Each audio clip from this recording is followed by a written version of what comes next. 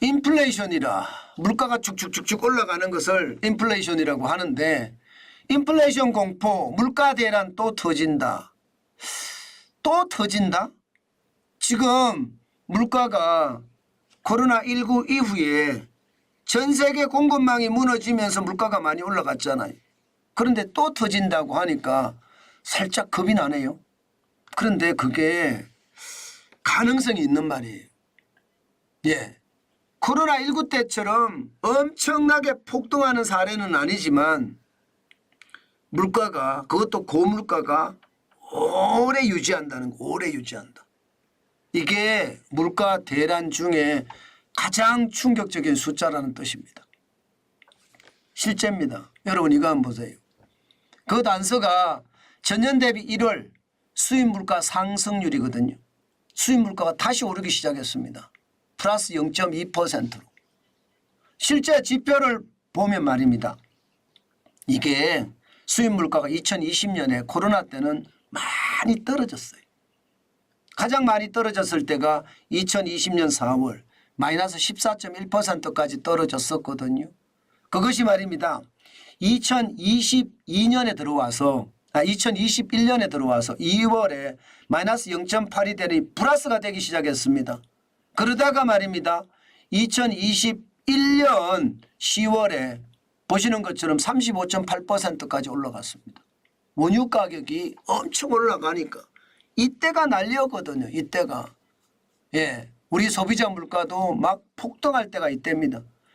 예, 2022년 1월에도 30.1%, 2022년 5월까지 36.5%니까 이게 겨우 말입니다. 2021년 3월부터 시작을 해서 실질적으로 올라간 것은 2022년 12월까지 적어도 말입니다. 1년 이상을 계속 올라갔잖아요. 그러면서 물가가 지금 우리가 느끼기에는 폭등이다 이렇게 생각할 정도로 많이 올라갔습니다. 이게 굉장히 저는 충격이라고 봅니다. 예. 문제는 그동안 말입니다. 2023년에 들어서서 물가가 떨어졌어요. 2023년 2월에 마이너스 0.5까지 떨어졌잖아요. 그리고 6월에는 마이너스 15.7%까지 떨어졌습니다. 그러면서 2023년에 전체적으로 수입 물가가 12월까지 마이너스 4.1% 떨어지는 것까지 거의 말입니다. 1년 내내 떨어졌습니다. 그러다가 올해부터 다시 올라갑니다. 이제 기저효과가 나타나는 거죠. 이제 물가가 기저효과가 나타날 수밖에 없습니다. 수입 물가가. 기저효과가 나타나면 여러분 계속 이게 플러스가 될 가능성이 높습니다. 수입 물가는. 수입 물가가 계속 플러스가 돼요. 그러면 여러분 수입 물가가 플러스가 되면 지금 소비자 물가가 적어도 말입니다. 2%가 넘는 상황인데 계속 수입 물가가 올라간다는 이야기잖아요. 여기에다 여러분 생각을 해보세요. 수입 물가 올라가죠. 또 하나 있습니다. 통화량 굉장히 늡니다. 지금 2023년 현재 전년 대비해 보면 5.44% 통화량이 늘었습니다. 그래서 3,925조 4천억이 됐어요. 2022년에 3,722조 8천억 원이 적어도 5.44% 늘어서 3,925조 4천억 원. 통화량이 는다는 것은 결국 제품의 가격이 올라간다는 뜻이에요. 통화량이 는다는 것은 돈의 가치가 그만큼 떨어지고 실물의 가치가 더 올라간다는 뜻이거든요. 그럼 수입 물가 올라간 데다가 통화량까지 많아져. 그럼 물가는 더 올라가겠죠. 더 올라갑니다. 여기에다가 하나 더 있습니다. 하나 더 있습니다. 환율의 문제가 또 있습니다. 이게 앞으로도 수입 물가가 더 올라갈 수 있다는 이야기거든요.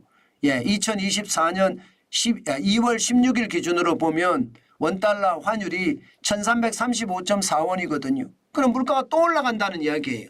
환율이 있으면. 이게 수입 물가가 올라가고 있는데 이게 통화량이 늘어나고 환율이 올라가니까 수입 물가를 또 더 올린다는 이야기잖아요. 이러면 2중 3중으로 물가가 올라가기 때문에 결국 물가에 대한 대란은 또 터질 수 있습니다. 물론 말입니다. 과거처럼 진짜 대단하게는 아니겠지만 물가 대란은 당연히 터진다고 봅니다. 지금 원재료에 대해서는 그나마 2.8%가 줄어들었지만요. 1월입니다. 중간재는 0.4% 늘었고요. 자본재는 4.6%, 소비재는 4.2% 늘었습니다. 이것은 어떻게 생각하면 1월 사이는 그나마 원재료가 2.8% 떨어지면서 덜 끌어올렸다는 이야기인데 결국은 더 끌어올릴 겁니다. 자, 그러면 여러분 2024년 1월에 소비자 물가가 2.8%예요. 떨어지겠습니까? 떨어지기 쉽지 않습니다. 지금 2022년 7월에 6.3%까지 올라갔잖아요. 이게 계속 켜켜이 쌓입니다. 2021년에서 오른 물건, 2023년에 오른 폭, 그 다음에 2023년 3년째 쌓인 거에 이제 4년 차 들어가면서 저는 더 쌓일 가능성 높다고 봅니다. 결국 말입니다. 시장의 소비자 물가는 지금 굉장히 많이 올라간다. 다시 한번 고물가가 오래 가는 것이 결국은 물가 대란인데 그 물가 대란이 앞으로도 더 길어진다는 것 저는 생각해야 된다. 여러분께 꼭 말씀을 드리겠습니다. 제가 늘 말씀드린 게 고물가의 고금리, 물가가 높으니까 금리가 높을 수밖에 없습니다. 물가를 잡으려고 금리를 올렸으니까 이거 안 떨어져요. 떨어졌으면 좋겠는데 떨어지기가 쉽지 않습니다. 그러면 고물가의 고금리는요 결국 저성장의 기초가 되는 거고요. 저성장이 오래 간다는 게 바로 이 말입니다. 저는 이자 앞에 장사 없다는 말이 현실이라고 생각을 하고요. 앞으로도 경제는 굉장히 어려운 그런 길목에 서겠다. 그 말씀도 제가 꼭 강조를 하겠습니다.